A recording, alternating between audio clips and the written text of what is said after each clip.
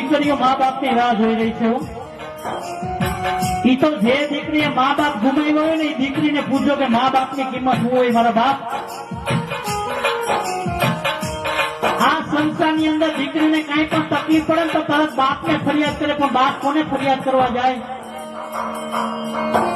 આ સંસારની અંદર મારા ભાવનાબેન ને જો તકલીફ પડી હોય ને તો એ તરત રવજી દાદાને ફરિયાદ કરે, પણ કોને હવે ફરિયાદ કરવા જાય? આજે ફરિયાદ સાંભળનારા વયા ગયા હું. અરે બાપ માંદો પડે ને તો એક ફોન દીકરાને કરજો અને બીજો ફોન દીકરીને કરજો.